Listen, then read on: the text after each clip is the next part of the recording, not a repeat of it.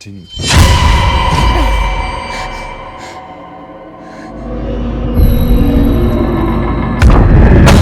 The boy forcefully threw the toy plane into the air. Unexpectedly, the plane directly dove into a cave. Chasing after it, he reached the cave entrance but was told by his friends that a demon lived inside. The boy, new to the area, didn't believe it for a second and slowly walked into the cave alone. Suddenly, a cracking sound came from under his feet. It was his lost plane.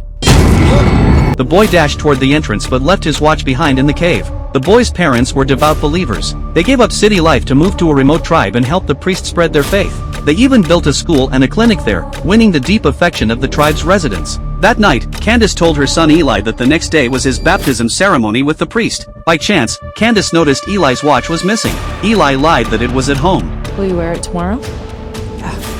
After saying goodnight to his mother, Eli kicked stones on his way home but found himself at the cave entrance when he snapped out of it. Summoning courage, he went in to look for his watch.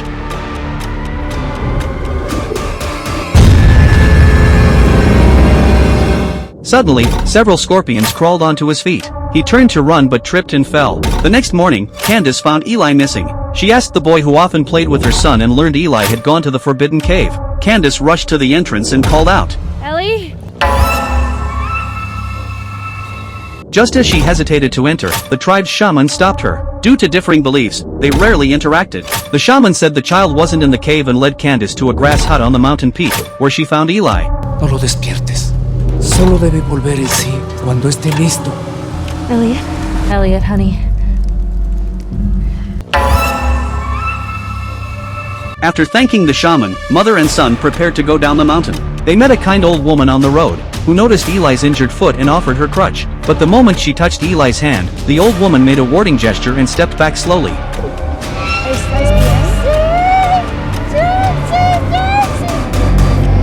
When Candace asked why, the old woman shouted for them to leave. Confused, Candace took Eli to the church, unaware that a nightmare was about to begin. During the baptism, Candace saw a scorpion crawl across the floor, a bad omen. She tried to tell her husband, but when she looked up, the scorpion was already on Eli's head.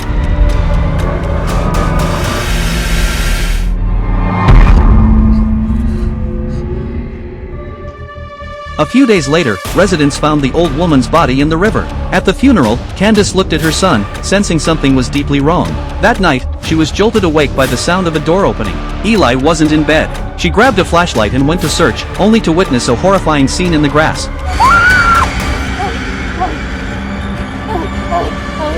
Hearing his wife scream, the husband rushed over and carried Eli inside. They put him in the bathtub, hoping cold water would wake him, but Eli suddenly let out a scream, began convulsing violently, and muddy water mixed with animal hair poured from the showerhead.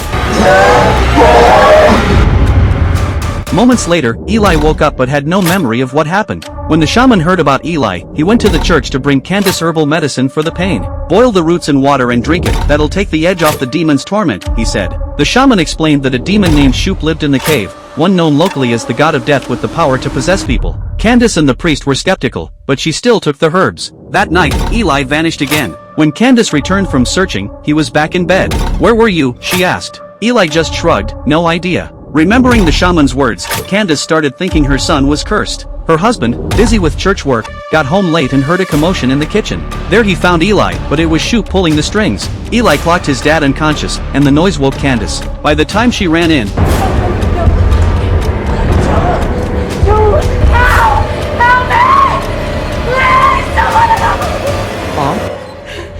the demon had hidden again. That did it for Candace. She swallowed her doubts and went to the shaman, the only one she thought could help. Shoop's the local death god, the shaman said.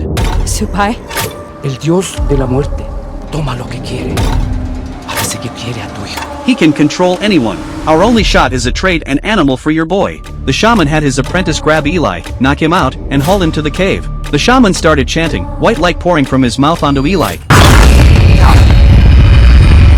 But the boy just passed out again. The ritual backfired. Shoop jumped into the shaman instead. As the possessed shaman lunged at them, the apprentice tried to step in but got bashed with a rock. The shaman snapped back to himself for a second, saw his dead apprentice, and realized he was possessed. He pulled out a knife and ended it. The second he died, Shoop zoomed back into Eli. Candace knew the score, find a new host or lose her son. She spotted Eli's friend outside. ¿Te escondes? Carlos, go. Sitio mucho mejor. Lured him into the cave. A scream rang out, and the boy dropped. The Candaces didn't look back, they hopped on a boat and got the hell out of there.